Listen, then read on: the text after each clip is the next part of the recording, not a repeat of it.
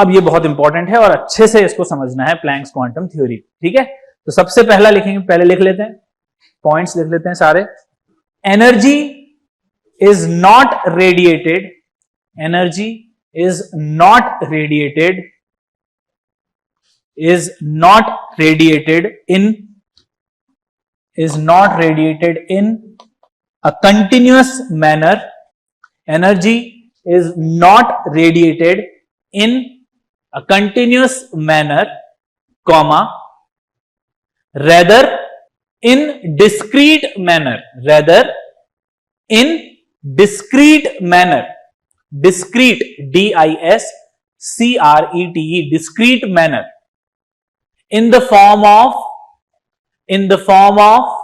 bundles, in the form of bundles or packets, in the form of bundles or packets of energy, packets of energy, packets of energy called quanta, called quanta, quanta, called quanta।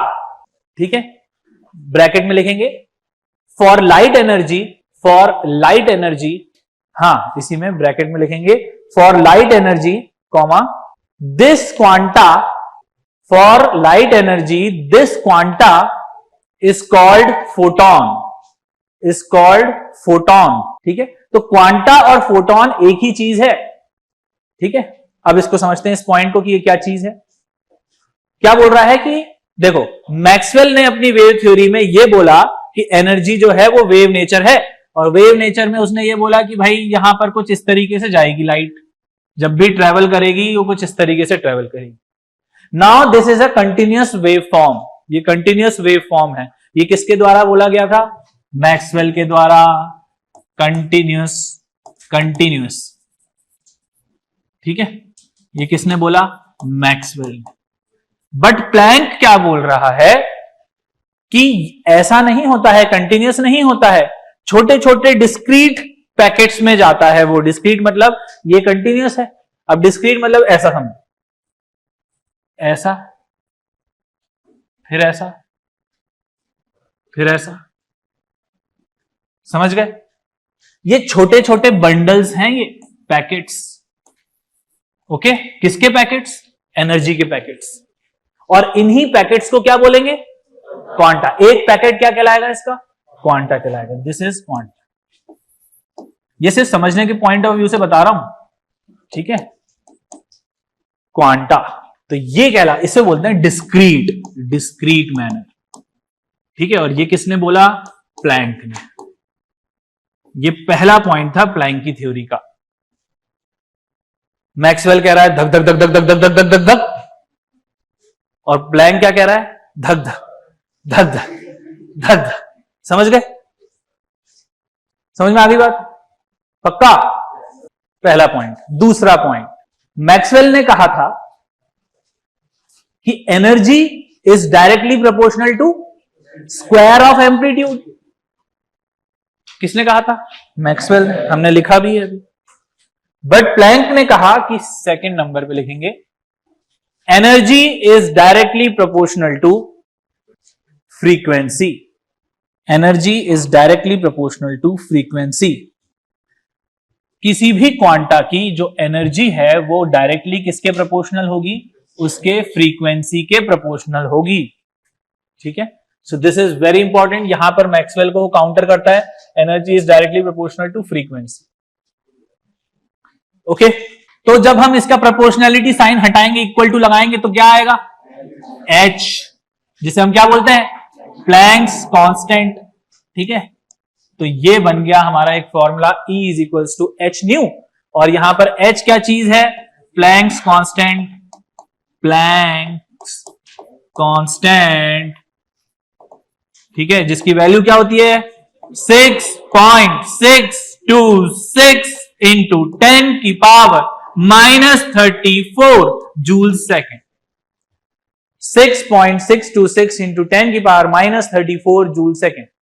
6.626 into 10 की power -34 joule second, joule second, joule second, ठीक है।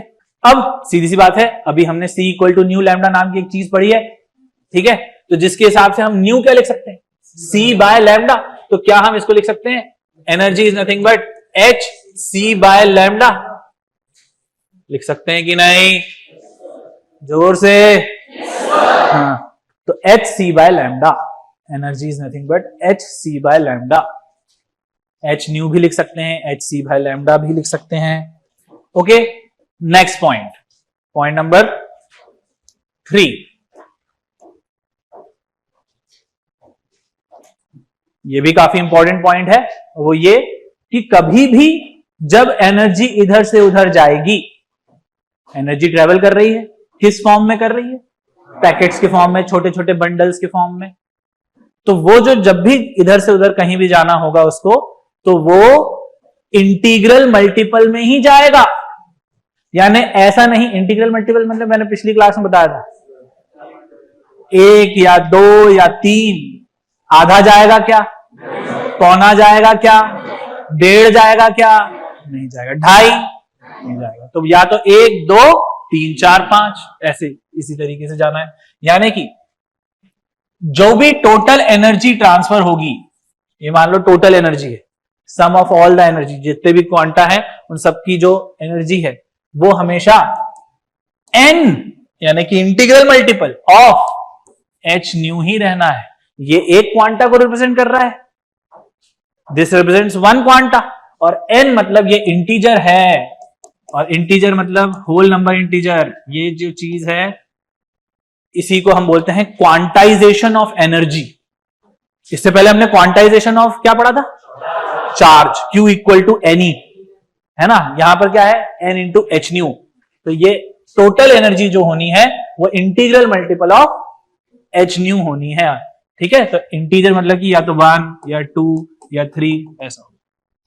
तो कभी भी packets इधर से उधर जाएंगे तो 1 2 3 ऐसे ही जाएंगे, कभी भी आधा पैकेट नहीं जाएगा कहीं, ठीक है, समझ गए बात को, ठीक है। तो अब लिखेंगे इसी को अच्छी भाषा में, total amount of energy, total amount of energy, total amount of energy emitted और एब्जॉर्ब्ड, एमिटेड मतलब रिलीज होना, ठीक है, एमिटेड या रिलीज और एब्जॉर्ब बाय अ बॉडी, और एब्जॉर्ब या तो एमिट हो रही है या एब्जॉर्ब हो रही है, कुछ भी हो सकता है एनर्जी, तो बस ट्रांसफर हो रही है कुल मिला के, ठीक है, by a body will be the whole number multiple of quanta, will be the whole number multiple of quanta, will be the whole number multiple of quanta, whole number multiple of quanta, whole number multiple of quanta, ठीक है। तो ये लिख लेना और इसके बाद लिख लेना इसको quantization of energy, quantization of energy. तो ये 3 हमारे जो हमने पॉइंट्स लिखे हैं प्लैंक्स क्वांटम थ्योरी के, ये बहुत इंपॉर्टेंट है। पहला क्या है, पहला प्लैंक क्वांटम थ्योरी का पहला, कंटिन्यूअस नहीं डिस्क्रीट जाएगा। दूसरा प्रोपोर्शनल टू फ्रीक्वेंसी। तीसरा इंटीग्रल मल्टीपल ऑफ क्वांटा, जब भी इधर से उधर जाना होगा तो इंटीग्रल मल्टीपल ऑफ क्वांटा रहेगा। क्या बात क्लियर है, ओके, पक्का। Now what are the strengths and weakness of this theory? Strengths, बहुत सिंपल है ये चीज। Strengths, successfully explained black body radiation and Planck's quantum theory। Oh, Planck's quantum theory तो यही है, photoelectric effect, black body radiation and photoelectric effect, black body radiation and photoelectric effect को Planck's quantum theory successfully explain कर देती है। Second, failure, what are the failures, weakness में आ जाएगा इसकी, weakness, failed to explain interference and diffraction, failed to explain interference and diffraction, failed to explain interference and diffraction, interference and diffraction। एक नीचे note करके लिखेंगे, this theory indicates this theory, कौन सी थ्योरी? Planck's quantum theory. This theory indicates particle nature of light. Particle nature of light, ये जो packets हैं, ये जो फोटॉन्स हैं, these are nothing but considered as particle. ठीक है, उनको पार्टिकल कंसिडर किया गया है. तो this theory indicates particle nature of energy और पार्टिकल नेचर ऑफ लाइट. ठीक. नाउ अब अगर हम दोनों थ्योरी को देखें, मैक्सवेल की थ्योरी को और प्लैंक्स की थ्योरी को, दोनों थ्योरी को अगर देखें तो मैक्सवेल के जो फेलियर्स थे वो इसके सक्सेसफुल, जो भी था इसकी स्ट्रेंथ हो गई, और जो प्लैंक की जो स्ट्रेंथ थी वो इसकी वीकनेस थी, मैक्सवेल. ठीक है, क्योंकि मैक्सवेल ने किसको एक्सप्लेन नहीं किया था? ब्लैक बॉडी और फोटो इलेक्ट्रिक. जो किसने कर दिया? प्लैंक ने. प्लैंक किसको नहीं कर पाया? इंटरफेरेंस और डिफ्रैक्शन. जो किसने कर दिया? मैक्सवेल ने. क्या बात समझ में? तो अल्टीमेटली वेव नेचर जिस चीज को एक्सप्लेन कर रहा था वो पार्टिकल नहीं कर पा रहा था, जो पार्टिकल कर रहा था वो वेव नहीं कर पा रहा था. तो बाद में फाइनली कंक्लूजन हुआ कि दोनों ही रहते हैं एनर्जी के बिहेवियर, दोनों ही रहते हैं एनर्जी के नेचर, इसलिए उसको बोला गया डुअल नेचर.